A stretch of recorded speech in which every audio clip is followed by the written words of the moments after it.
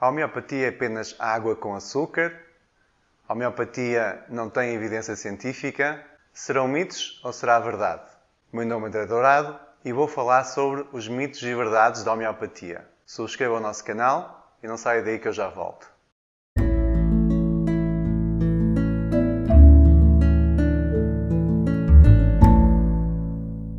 Se não sabe ainda o que é homeopatia, tem um vídeo fantástico que nós gravamos aqui em cima ou em baixo.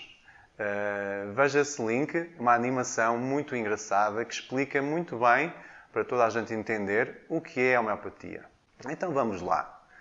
A homeopatia é placebo? Muita gente diz que a homeopatia é apenas água com açúcar. Será que é assim? A homeopatia funciona em bebés. Se funciona em bebés, será que é placebo? Poderia ser, poderia não ser. Na minha ponto de vista, não é porque funciona em bebés.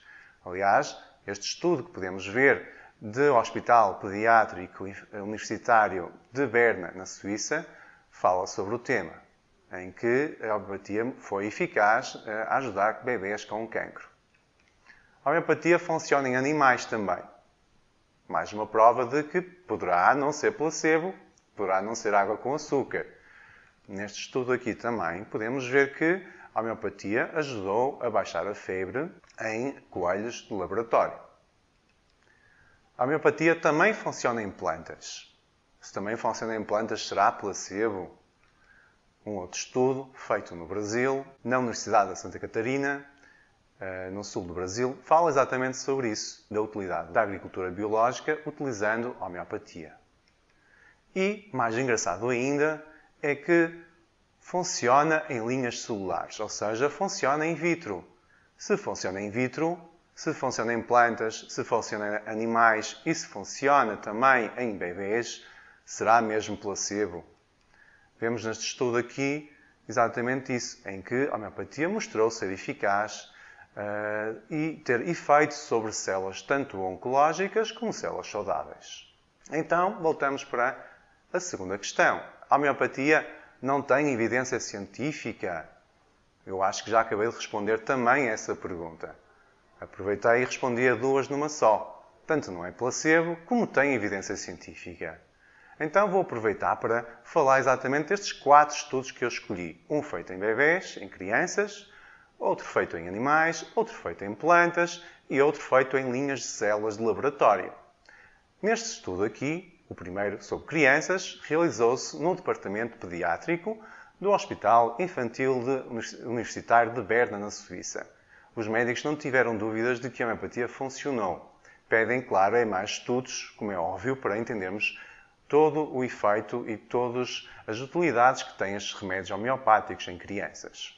Neste outro estudo, então, feito com animais, o que se realizou foram estudos em laboratório com animais, nomeadamente testar o efeito antipirético, ou seja, baixar a febre, de 2 homeopáticos. Neste estudo, realizado no Departamento de Farmácia de uma universidade do Paquistão, observou-se que o pirogínium é de facto muito eficaz e tem um efeito antipirético bastante interessante. No estudo feito em plantas, aliás, não é a única universidade no Brasil que estuda a homeopatia em plantas, observou-se que a utilização dos homeopáticos testados para a substituição dos pesticidas sobre cultivos de tomate mostrou-se bastante eficaz. Como veem, a homeopatia é também muito interessante para evitarmos agrotóxicos e as universidades brasileiras têm já publicado alguns estudos sobre o tema. Por último, temos então um estudo feito com linhas celulares. Este estudo não foi feito por um centro qualquer, foi feito pelo Anderson Cancer Center da Universidade do Texas, que é considerado, nos Estados Unidos, o número 1 centro em investigação e tratamento oncológico. Este centro respeitável em todo o mundo realizou estudos, quer in vitro, quer in vivo, ou seja, quer em pacientes, quer em linhas celulares, com homeopáticos específicos, homeopáticos dos protocolos Banerjee da Índia. E, claro, encontraram efeitos tanto nas linhas celulares como nos pacientes que tomaram os medicamentos homeopáticos. O mais interessante foi que foi possível descrever alguns dos mecanismos bioquímicos celulares que são ativados pelos remédios homeopáticos. Como é óbvio, e como podem ver aqui, há evidência científica de que funciona e que funciona diretamente sobre as células. Então, o mito de que a homeopatia é placebo e que a homeopatia não tem evidência científica, como veem, caiu por terra. Como pode funcionar a homeopatia se não tem nenhuma substância ativa? Isto é um quebra-cabeças, de facto. É difícil de entender e eu também tive muita dificuldade em compreender. Mas é óbvio porque a ciência anda sempre a tentar descobrir o desconhecido. E que hoje é verdade, amanhã pode ser mentira, e que hoje não conseguimos explicar, um dia saberemos explicar. Então, o que é que podemos dizer sobre este tema? As primeiras pessoas, os primeiros cientistas que deu alguma luz sobre esta área foi o investigador francês Jacques Benveniste, que associou a memórias da água. Ou seja, parecia para ele que a homeopatia deixava gravações na memória do solvente do produto homeopático. Ou seja, a água guardava informação sobre as moléculas que tinham estado presentes nesse líquido. Quando, claro, trabalhadas segundo um procedimento laboratorial específico. Assim é que se diz. Mais tarde, o senhor muito conhecido da ciência e da medicina, o Dr. Luc Montagnier, que foi Prémio Nobel da Medicina em 2008, tropeçou por acaso numa experiência científica que estava a fazer e, por acaso, descobriu algo que talvez outros tivessem dito, bom, isto pode ter sido um erro, e passavam por cima, e ele olhou para isto e disse, há aqui algo de estranho, há aqui algo que eu tenho que anotar. E o que é que foi isso?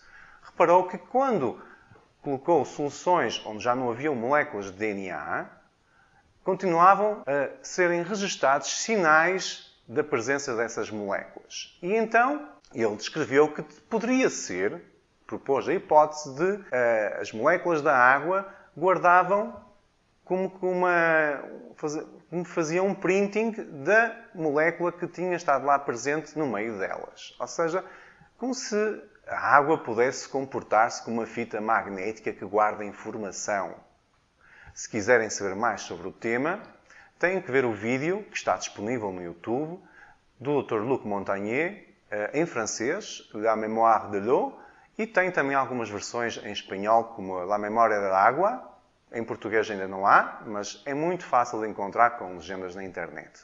Vejam, porque vale a pena ver, na primeira pessoa, o que Luc Montagnier encontrou e que diz ele que poderá ser a explicação para o funcionamento da homeopatia. Como ela funciona? É óbvio que ainda não sabemos exatamente como é que funciona. Mas a ciência é a arte de investigar o desconhecido, de pôr em causa o que tomamos por verdade. E é onde não tem lugar dogmas e fundamentalismos. Isso é a ciência. É um lugar de descoberta, é um lugar de exploração. E é aí que a homeopatia se encaixa também. Overdose homeopática. Já ouviram falar disto? Já dei muitas risadas ao ver isto na internet. É de facto bastante interessante e bastante cómico. E então o que é isto, overdose homeopática? Nunca viram grupos de pessoas que se juntam para cometer suicídios coletivos com substâncias homeopáticas? Isto é muito comum acontecer em alguns países. Já vi em Espanha, já vi em Inglaterra, já vi até em palestras na internet.